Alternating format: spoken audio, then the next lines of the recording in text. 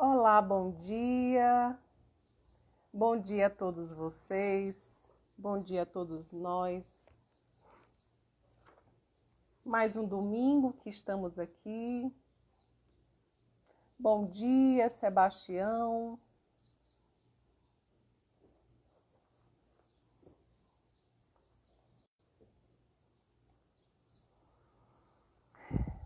Hoje o nosso encontro, a nossa conversa para mais um dia de Evangelho. Jaqueline, seja bem-vinda. Bom dia a você também. Que Jesus possa nos iluminar neste domingo de setembro. Olha, minha querida Laninha. Bom dia. Bom dia, bom dia. É interessante como nós nos aproximamos, né? O quanto essas ferramentas, quando bem utilizadas, elas nos aproximam uns dos outros. Estamos cada um de nós em nossas casas, em nossos lares, e, no entanto, nós estamos todos juntinhos aqui, vibrando positivamente, vibrando dessa energia de amor e de busca dessa renovação interior. Hoje o nosso estudo do Evangelho é do capítulo 10, Bem-aventurados aqueles que são misericordiosos, no item 16, a indulgência. Mas antes de nós começarmos a nossa reflexão sobre a indulgência, lembrando que cada um de nós tem uma percepção sobre o Evangelho, nos traz essa compreensão indubitável, né? Não há o que se duvidar. Porém, o modo como o Evangelho chega a cada um de nós é bem particular. E isso precisa ser considerado, né? Então, meus amores, eu peço que neste momento nós, sem nenhum ritual, mas como uma maneira de nós sintonizarmos com a energia do bem, com a energia do amor, com a energia deste mês de setembro e que nos banha com esse sol ardente, com esse céu azul,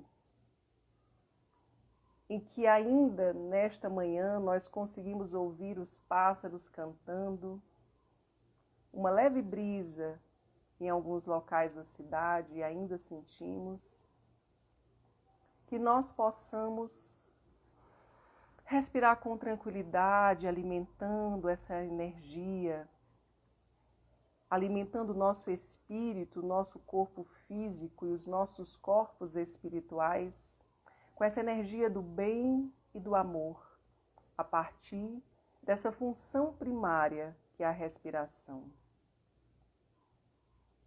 Em nome de Deus, em nome de nosso Senhor Jesus Cristo, em nome de Nossa Senhora Maria de Nazaré, em nome dos Espíritos protetores, dos nossos anjos guardiães, que eles possam estar conosco neste momento de reflexão, neste momento de busca de um conhecimento mais aprofundado sobre nós mesmos, porque o Evangelho é uma bússola que nos orienta a caminhar em direção à nossa luz, a Deus que habita em cada um de nós. Pai nosso, que estais aqui e em toda parte, santificado seja o vosso nome no louvor de todas as criaturas. Venha a nós o vosso reino. Seja feita a vossa vontade, assim na terra como nos círculos espirituais. O pão nosso do corpo e da mente dai-nos hoje e dai-nos sempre. Perdoa as nossas dívidas, ensinando-nos a perdoar os nossos devedores, com esquecimento de todo o mal. Não permitas que venhamos a cair sobre os golpes da tentação de nossa própria inferioridade, mas livra-nos, Pai, do mal que ainda reside em nós mesmos, porque só em Ti brilha a luz eterna do reino e do poder, da glória e da paz, da justiça e do amor para sempre. Bom, meus queridos, mais uma vez, bom dia a todos. Bom dia a Cíntia. Queridos, é um prazer tê-los aqui. Estejam muito abertos, se sintam à vontade para que nós, cada um de vocês, tenha o espaço para falar, para tirar dúvidas, quando possível, dentro desse espaço que nos é permitido, que nós possamos fazer essa troca. Bom, capítulo 10, bem-aventurados aqueles que são misericordiosos. Item 16, a indulgência. Espíritas, queremos vos falar hoje da indulgência, esse sentimento tão doce, tão fraternal, que todo homem deve ter para com os seus irmãos. Mas o que vem a ser indulgência? Muitas vezes, nós somos rechaçados socialmente ou em grupos, no nosso grupo familiar, por termos determinado posicionamento. Quando nós colocamos ali um olhar de indulgência, as pessoas muitas vezes veem isso como um olhar negativo. Dizem, você é muito indulgente, você está passando a mão na cabeça dessa pessoa. Essa criatura não vai progredir nunca. Você não está vendo os defeitos dela? Então, o que é indulgência? Será que é ausência de percepção? Será que está cego diante da imperfeição alheia? Não. Indulgência não é ausência de discernimento, de lucidez diante daquilo que é vivido, diante daquilo que é experimentado. Mas a indulgência é o amor em ação. A indulgência não é a ausência de ação, ou seja, não é acomodação, não é passar a mão na cabeça, mas é o exercício do amor. Lembremos, não tem como nós esquecermos dessa passagem tão forte, porque ali está a exemplificação do erro, do julgamento e da indulgência. Quando aquela mulher adúltera foi levada até Jesus, e que a multidão excitava o Cristo ao julgamento, à condenação, Jesus ali recordou para eles, mas exercitou, porque através do exercício, é através do exemplo que se ensina. A aprendizagem já é o resultado desta vivência. E Jesus relembrou ou estimulou o raciocínio deles quando fez o questionamento. Aquele que tivesse em pecado, ele colocou.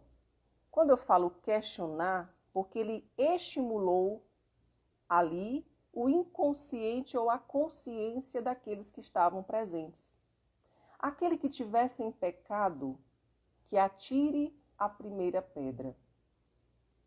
Neste momento, Jesus anota no chão os defeitos ou os vícios de cada um daqueles que estavam ali. O que quer dizer que há a observância da individualidade, do conteúdo de que cada um de nós carrega. Mas a indulgência é observar esse movimento particular, esse conteúdo particular, mas não ali usar dessa observação para diminuir aquele que está diante de ti. Então Jesus era sabedor daquele conteúdo íntimo. Ele sabia dos pecados de cada um que estava ali. Porém, ele não precisou falar, expor o que cada um carrega na sua psique. Mas ele deixou a cargo que cada um que estava ali olhasse para si e recordasse que a moralidade, que a autoridade, é proporcional à moralidade que se tem em si. Então, cada um daqueles entrou num processo de autopercepção, que é exatamente o que a indulgência nos alerta aqui quando diz: não faz observação chocante. Jesus fez? Não. Não tem censura nos lábios. Jesus censurou, neste exemplo? Não. Mas somente conselhos, os mais frequentemente velados. O conselho que Jesus, neste momento, deu foi questionar, foi provocar a consciência de cada um para a autoobservação. E coloca: ó homens, aqui dentro do item 16, quando, pois, julgareis os vossos próprios corações? Veja aí que Jesus, nesta provocação da consciência daquele grupo que estava ali, excitando o apedrejamento daquela mulher, ele fez isso. Pois quando julgareis os próprios corações, ou seja, os próprios conteúdos íntimos, as próprias ações, os próprios pensamentos, quantos daqueles que estavam ali também não eram adúlteros? Os atos, sem vos ocupardes do que fazem os vossos irmãos. Jesus é o exemplo, foi não, ele é o exemplo máximo da indulgência. Porque ele superexcita, mas sem afrontar, sem ferir a consciência, porque ele ali poderia ter dito: quem és tu? Eu sei o que tu fez. Ou o que tu fizeste, né? Eu sei o que tu fizeste. Tu está aqui a julgar esta mulher, mas eu sei que tu fizeste isso e aquilo outro. Então Jesus, ele não violenta, porque a indulgência, ela não esmaga. Como diz aqui: sede indulgentes, meus amigos, porque a indulgência atrai, acalma, reergue, ao passo que o rigor desencoraja, afasta e irrita. Veja o magnetismo do poder da indulgência, ou seja, do amor. Olha o ventinho de Teresina. Dizem que Teresina não venta, olha aqui, ventando, viu? Isso é a intriga da oposição. Então vejam, meus amores, que a indulgência, ou seja, o magnetismo do amor, porque a indulgência, ela é composta, ou seja, o amor está composto da indulgência. E a indulgência é caridade. Porque não vê os defeitos dos outros, ou seja, não superexcitar os defeitos dos outros, isso é caridade. E veja que Jesus, neste magnetismo, ele acalmou a multidão que estava excitada. Porque se via ali, dentro de vamos dizer assim, de uma visão psicológica, o ego de cada um deles que estava ali estava a julgar a ação do outro. Dentro de um mecanismo psicológico, dentro de uma dinâmica psicológica, em que se usa a projeção como mecanismo de defesa para proteger o ego, que se julga muitas vezes sabedor, que se julga muito maior do que ele é, o que o ego faz? Ele observa no outro aquilo que na verdade ele possui, porém o ego rejeita como uma forma de se proteger da dor, da suposta dor. Suposta não, dor mesmo.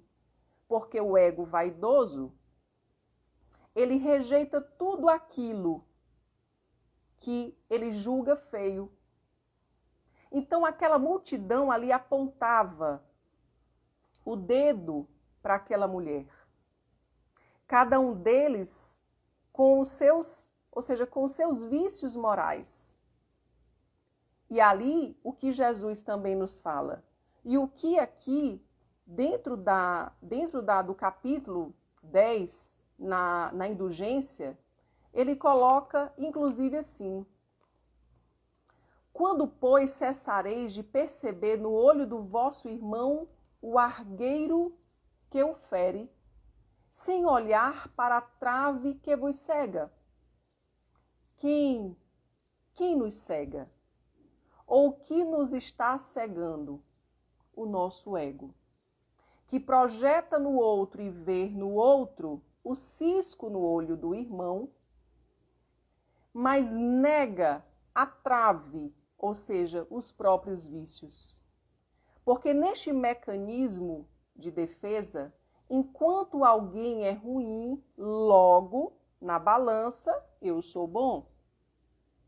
E Jesus, ele desmascara o ego quando ele provoca com essa colocação: aquele que tivesse em pecado, que atire a primeira pedra. O magnetismo, como aqui foi dito, da indulgência, acalmou a multidão, porque estimulou a consciência, chamando, ou seja, fazendo com que o ego ali fosse também acalmado e a essência, que é luz, ali apresentar-se de uma forma mais intensa, fazendo com que eles recuassem.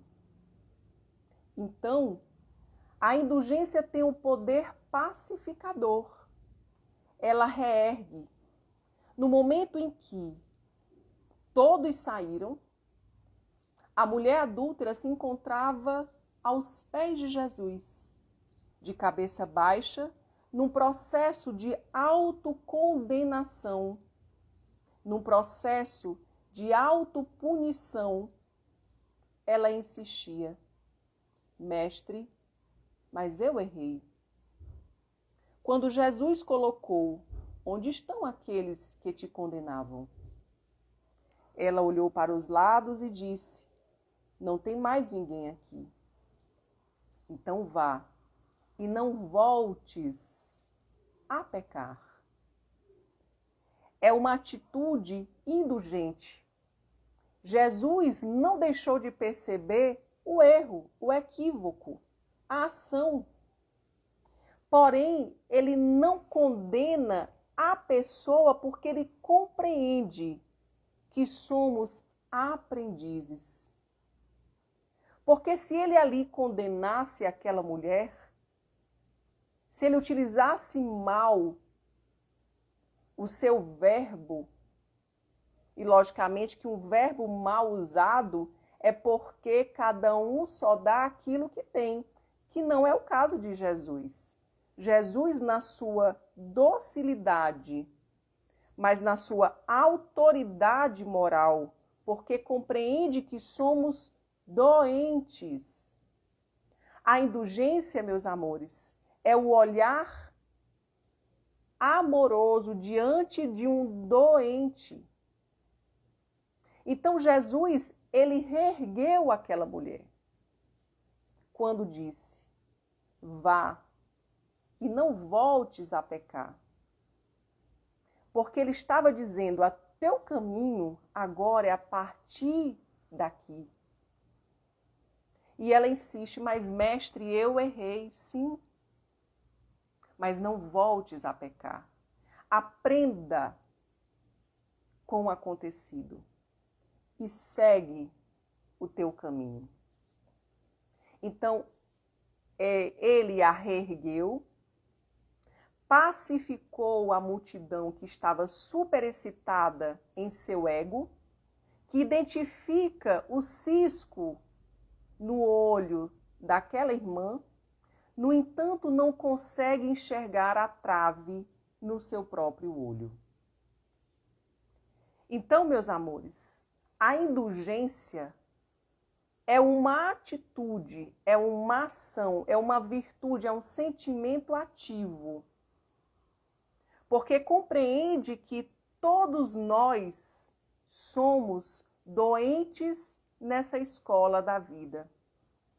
A vida é um grande hospital, porque no contato com os outros, nós teremos a oportunidade de visualizar o que carregamos em nós. Se aquilo que você observa no outro te incomoda, te irrita, observe. É um mecanismo de defesa, de projeção. Eu exemplificarei de forma mais clara. Eu tenho uma paciente em que ela trouxe o seguinte conteúdo. Priscila, a minha mãe, ela é tão difícil, ela é tão exigente, ela é tão dura, que as pessoas foram se afastando dela pouco a pouco. Hoje, em torno dela, existe um vazio social. Só que quando a gente começa a observar o discurso e as ações, eu estava ali como terceira pessoa, observando aquele diálogo entre as duas. Priscila, a mãe estava lá? Não, mas era o discurso. Era a pessoa que ela construía. No entanto, ela, enquanto filha, enquanto ser no mundo, ela tem um comportamento submisso, tem um comportamento servil em relação às pessoas e nunca tem o que quer. Ou seja, a posição que ela quer ter na vida das pessoas, ela não tem. Não entendi, Priscila. O mecanismo de defesa dela, o ego, era colocá-la numa posição em que ela fosse aceitável socialmente. Então ela foi para a polaridade, o oposto. Enquanto uma é autoritária, ela era servil. Porque ela acredita, ou seja, o ego dela acredita que, sendo daquele modo, ela será aceita socialmente. É uma forma de negar os sentimentos que são semelhantes à mãe. Tanto é que quando eu coloquei isso dentro do processo terapêutico, ela disse, verdade, Priscila.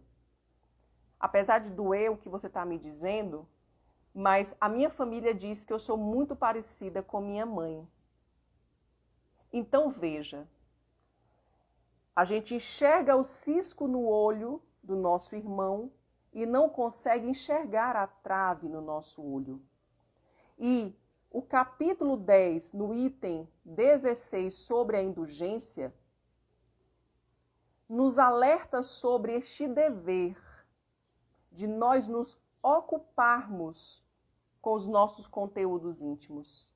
Porque a cura, o crescimento e a iluminação não está em curar o outro, mas está em curar-se. Porque esta caminhada é individual. E por uma lei de atração, nós atraímos personagens, nós atraímos pessoas que nos auxiliarão a enxergar os nossos conteúdos íntimos. A indulgência é a prática do amor, o que não quer dizer ausência de enxergar, ou seja, ausência de compreensão, de percepção ou cegueira. Eu enxergo o teu defeito, porém, o que eu faço desse conteúdo que eu enxergo é o que fala o que eu tenho em mim, ou o que eu busco ser. Porque nós sabemos que não é tão fácil o caminho, é árduo. Porque, como diz o próprio Evangelho, é mais difícil vencer a si mesmo do que vencer as pessoas que estão à nossa volta. Porque é um trabalho de garimpagem.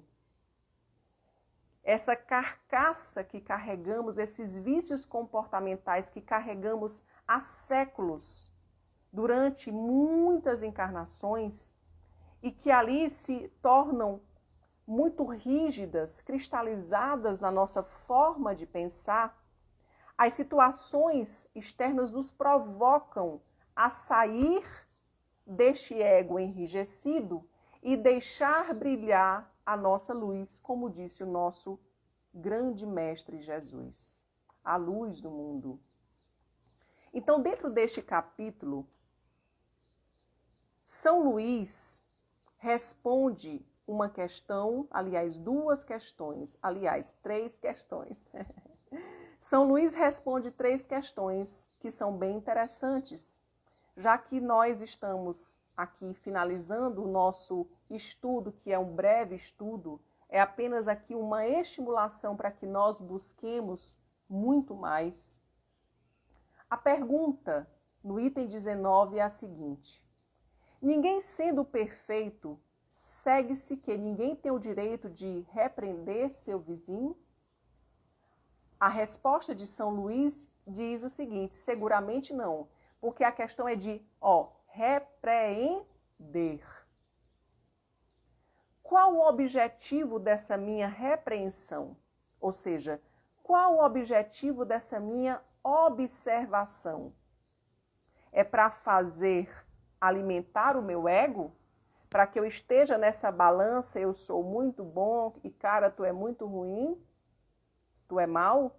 Né? Igual aquele garotinho tão bonitinho, porque eu sou mal, né? Logicamente que é uma visão infantil. Então, qual é o objetivo dessa observação? É humilhar? É fazê-lo progredir? É reerguer? É pacificar? É reparar? Porque a autoridade é proporcional à moralidade. Eu me recordo agora, eu tenho certeza que todos nós assistimos, porque é uma obra belíssima, porque fala do nosso Nordeste, do Ariano Suassuna, O Alto da Compadecida. Naquele momento em que todos os personagens do Alto da Compadecida já haviam morrido, estavam ali simbolicamente num julgamento, para que o diabo carregasse para o inferno, assim como estava ali Jesus Cristo, estava Nossa Senhora. E que o cangaceiro chega e diz, na hora do julgamento, né, do João Grilo, fala Jesus Cristo: mas João, por que tu fizeste tantas coisas? E aí o cangaceiro diz: ele tem que ir para o inferno, ele tem que ir para o inferno. E o próprio diabo ali fica feliz da vida porque vai levar o João Grilo para o inferno, porque ele enganou, porque ele traiu, porque ele se beneficiou. E aí é que entra o olhar benevolente, o olhar de indulgência de Maria. E ela traz o relato: este filho, ele enganou, mas desde muito cedo ele peregrinou, pelejou, comeu macambira, não tinha o que comer, e quando não tinha o que comer, ele apenas orava. Então ali, esse olhar de benevolência é o advogar em favor do outro, o que não quer dizer ser permissivo com o erro. Porque Jesus, naquela passagem da mulher adúltera, ele não concordou com o erro, mas ele não condenou a mulher que é dotada, porque precisamos lembrar que todos nós estamos naquela posição de mulher adúltera, no sentido de pessoa que se equivoca, pessoa que erra. Então, naquela posição, ele não condenou a mulher, ele não concordou com o erro. E ele disse: vá e não voltes a pecar. Porque Jesus conhece a nossa potência, porque fomos criados pela luz e para a luz. Fomos criados à imagem e semelhança de Deus. Então, Jesus enxerga esta potência. Porque nós somos criaturas divinas. Estamos ainda com o olhar adoecido, porque alimentamos o nosso ego, porque rejeitamos assumir as nossas, ou seja, resistimos em assumir nossas responsabilidades enquanto ser imortal. E o que de certo modo, nos atrapalha é o mergulho na matéria, porque a vaidade, o orgulho, o egoísmo, aqui nos atormenta, nos ilude. E aí é que está o grande desafio do espírito imortal, é vencer as próprias dificuldades, é se alinhar com o seu propósito enquanto ser imortal. Crescimento, progresso. Então, meus amores, voltando ao exemplo do Alto da Compadecida, ali a Virgem Maria estava advogando a favor do João Grilo. E ele foi para o céu. E aí o diabo disse: mas você sempre é benevolente, muito benevolente, condescendente com todos. E aí ela disse: não, é o amor. Porque todos têm o direito de errar. Porque porque são imperfeitos. Mas temos o dever de reparar. Se existe uma condenação, é autocondenação. Olhemos para nós mesmos como a primeira lei e a maior de todas.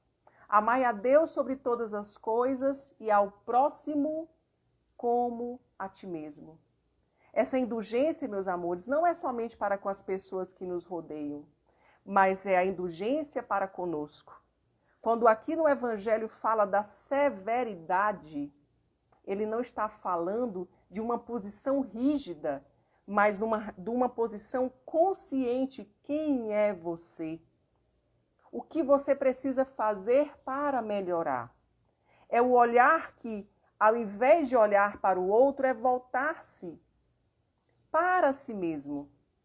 É voltar esse olhar para si para poder curar a própria intimidade. O que não quer dizer falta de amor por si. Pelo contrário, é compreender que aquilo que foi feito no teu passado era fruto de uma ignorância, de uma imaturidade. E como disse Jesus, olha para isso e não voltes a errar. Ou seja, aprende com aquilo que foi feito.